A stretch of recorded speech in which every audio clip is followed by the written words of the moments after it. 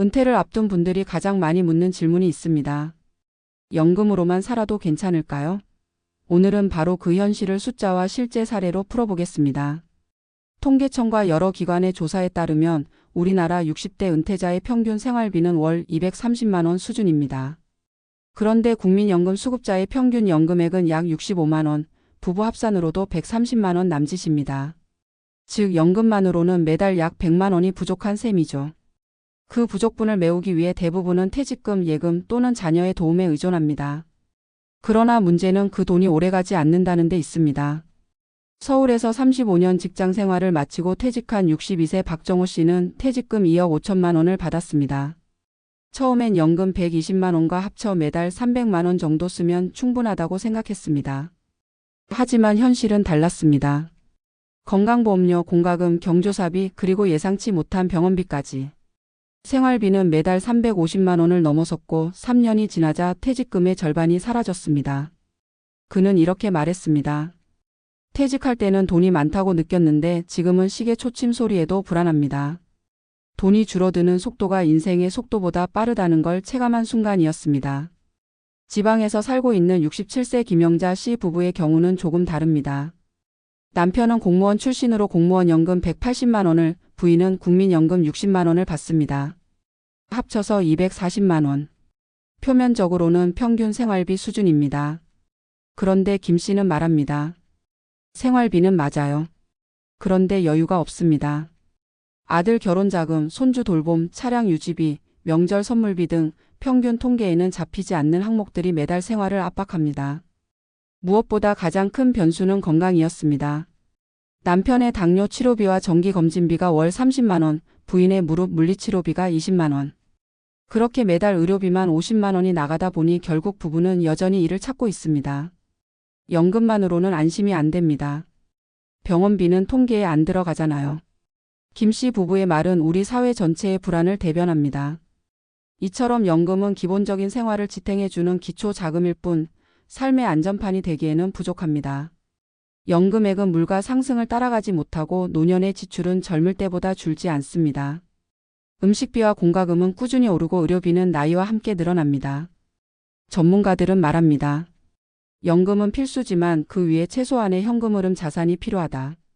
즉 연금 외에 월 100만 원 내외의 보조 수입원이 있어야 한다는 것이죠. 이를 위해 일부 은퇴자들은 배당주나 임대 수입 혹은 시간제 근로로 부족한 부분을 메우고 있습니다. 하지만 여기에도 문제가 있습니다. 나이 들어 일할 수 있는 기회가 많지 않고 작은 가게나 투자도 리스크가 크다는 겁니다. 그래서 준비되지 않은 은퇴는 결국 생활비의 공백을 만들고 그 공백이 바로 불안의 원인이 됩니다. 심리적으로도 연금 부족은 큰 영향을 미칩니다. 월말 통장을 들여다보며 불안해하는 이들이 많습니다. 다음 달에도 이만큼 나올까? 언제까지 버틸 수 있을까? 하는 생각이 하루의 대부분을 차지합니다. 한 은퇴자는 이런 말을 남겼습니다. 은퇴 후엔 돈보다 마음의 여유가 더 중요하다고 하잖아요. 근데 돈이 부족하면 마음이 여유로울 수가 없어요. 실제로 은퇴자 우울증의 주요 원인 중 하나가 경제적 압박감입니다. 사회활동이 줄어들고 수입이 고정되면 사람은 점점 자신을 부담으로 느끼게 됩니다. 가족과의 대화도 줄고 지출을 줄이기 위해 외출을 꺼리며 결국 사회적 고립으로 이어집니다. 연금 부족은 단순한 숫자의 문제가 아니라 삶의 질을 결정짓는 심리적 요인인 셈입니다. 전문가들은 은퇴 전부터 생활비 점검표를 만들라고 조언합니다. 지금 쓰는 돈 중에서 필수 지출과 선택 지출을 구분하고 노후에 줄일 수 없는 항목이 무엇인지 명확히 보는 겁니다. 그 후 연금과 자산, 예상 수명을 기준으로 지속 가능한 현금 흐름을 설계해야 합니다. 중요한 건 자산의 크기가 아니라 돈이 들어오는 구조입니다.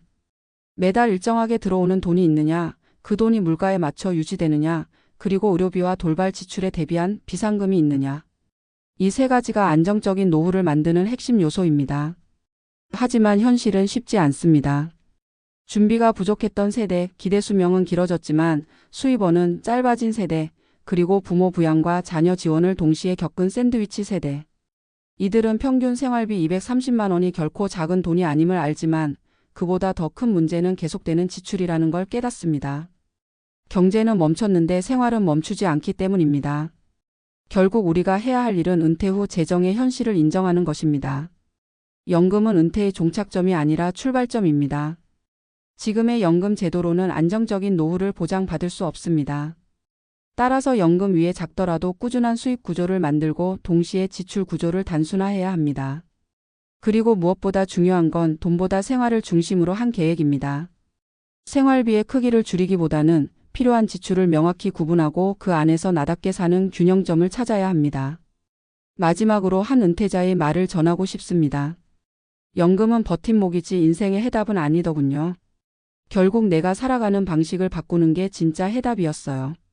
그렇습니다. 노후의 평화는 연금의 액수가 아니라 삶의 구조에서 만들어집니다.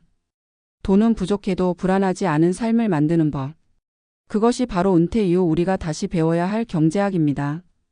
은퇴 이후의 현실은 숫자로만 설명되지 않는다. 연금액과 생활비의 차이만큼이나 사람들의 마음에도 보이지 않는 간극이 존재한다. 누구는 은퇴 후에도 매일 아침 일정한 시간에 일어나고 커피를 내리며 규칙적으로 하루를 시작하지만 누구는 시계조차 보지 않는다. 이유는 단순하다. 한쪽은 여전히 자신이 살고 있다는 감각을 유지하지만 다른 한쪽은 세상으로부터 이미 멀어졌다고 느끼기 때문이다. 생활비 230만 원이라는 통계는 그런 감정의 결을 담지 못한다. 돈은 같아도 삶은 다르다.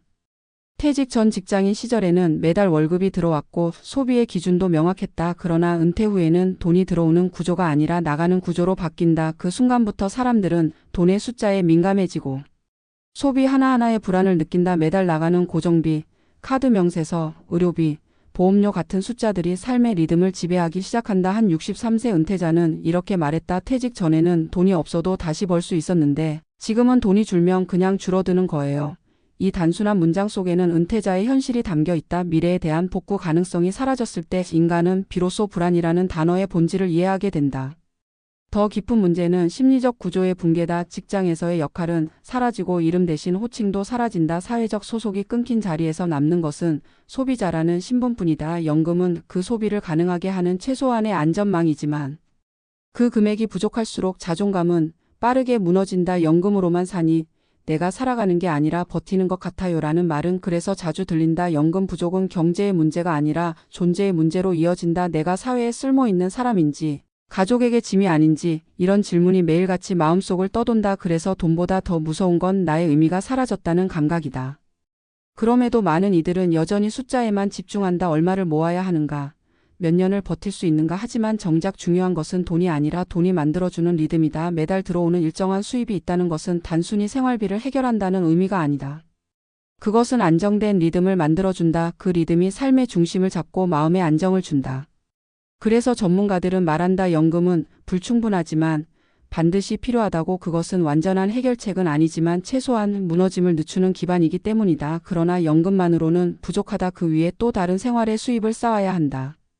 그 수입은 꼭 돈일 필요는 없다. 지방의 한 70세 부부는 작은 텃밭을 가꾸며 수입이라기보다 절약된 지출을 만들어냈다. 그들의 말에 따르면 상추 몇 장이라도 직접 따면 그날 하루는 덜 불안하다고 했다. 돈을 벌지 않아도 스스로 만들어낸 결과물이 있다는 것이 심리적 안정으로 이어진 것이다. 또 다른 60대 여성은 동네 도서관 자원봉사를 하며 작은 활동비를 받는다. 한 달에 10만 원 남짓이지만 그 돈이 주는 의미는 크다. 그 돈으로 친구들과 커피를 마시며 웃을 수 있으니까요. 그것은 단순한 돈이 아니라 사회적 관계의 통하다. 이런 이야기들은 연금 부족의 현실 속에서도 인간이 어떻게 존엄을 지켜내는지를 보여준다. 결국 은퇴 이후의 재정은 수입과 지출의 균형만이 아니라 삶의 의미와도 연결되어 있다. 수입이 줄어도 의미가 유지되는 사람은 불안하지 않다. 반면 충분한 돈이 있어도 의미를 잃은 사람은 하루를 버티기 힘들다. 그래서 은퇴 설계의 마지막 단계는 돈이 아니라 하루를 설계하는 일이어야 한다. 돈의 구조보다 중요한 건 시간의 구조다. 아침에 일어나서 무엇을 할지, 누구를 만날지, 하루를 어떻게 채울지 이 계획이 없는 사람은 아무리 돈이 많아도 불안해서 벗어나지 못한다. 반대로 하루의 구조가 있는 사람은 적은 연금으로도 삶의 질을 지킬 수 있다. 문제는 우리 사회가 여전히 연금의 크기를 성공의 기준으로 삼는다는 것이다. 그러나 진짜 성공적인 노후는 숫자보다 지속 가능성이 있다. 연금 외에도 작은 수입원이 꾸준히 이어지는 구조, 과소비 대신 소박한 즐거움으로 리듬을 유지하는 구조, 병원비나 돌발 지출에 대비한 최소한의 방어 구조. 이것이 은퇴 재정의 핵심이다. 돈이 많다고 불안이 사라지지 않듯 돈이 적다고 행복이 불가능한 것도 아니자. 중요한 건 그 돈이 어떻게 흘러가고 있는가, 그 흐름이 나의 삶의 리듬과 얼마나 맞닿아 있는가 하는 점이다. 재정 전문가들은 말한다. 은퇴 후의 돈은 속도보다 지속이 중요하다고. 퇴직금으로 한 번에 집을 사고 자녀에게 지원하고 남은 돈을 투자해 단기간에 수익을 얻으려는 시도는 대부분 실패로 끝난다. 왜냐하면 그 돈은 버는 돈이 아니라 줄어드는 돈이기 때문이다. 줄어드는 돈을 빠르게 굴리려 하면 결국 감당할 수 없는 리스크에 노출된다. 그래서 은퇴자의 재정은 마라톤처럼 천천히 써야 한다. 일정한 속도로 일정한 리듬으로 너무 빠르지도 느리지도 않게. 연금의 부족분은 그렇게 속도의 조절로 메워야 한다. 한편 사회적 측면에서도 연금 부족은 개인의 문제가 아니다. 우리나라의 고령층 빈곤율은 OECD 평균의 2배에 달한다. 이는 단순히 개인이 준비하지 못했기 때문이 아니라 사회 전체가 노후를 개인의 책임으로만 돌렸기 때문이다. 우리는 평생을 일하며 세금을 냈지만 노후에는 각자 도생을 강요받는다. 그래서 더 늦기 전에 공동체의 복원이 필요하다. 마을 단위의 식사 공동체, 시니어 일자리 네트워크, 주거와 돌봄이 결합된 협동조합형 모델. 이런 구조들이 늘어나야 연금 부족의 공백을 메울 수 있다. 노후의 불안은 결국 관계의 결핍에서 시작되기 때문이다. 그렇다면 연금만으로는 부족한 이 현실 속에서 우리는 무엇을 해야 할까? 첫째, 지금의 생활비를 정확히 알고 줄일 수 있는 지출과 줄일 수 없는 지출을 구분해야 한다. 둘째, 연금 외에 나에게 맞는 수익 구조를 만들어야 한다. 그것이 일의 형태이든 배당이든 자산의 현금화든 상관없다. 셋째, 심리적 안정과 사회적 관계를 유지할 활동의 리듬을 찾아야 한다. 돈보다 중요한 것은 불안의 흐름을 통제하는 것이다. 결국 은퇴 후의 진짜 문제는 돈이 아니라 리듬이다. 연금만으로는 부족할 수 있지만 그 부족을 채우는 방법은 돈이 전부가 아니다.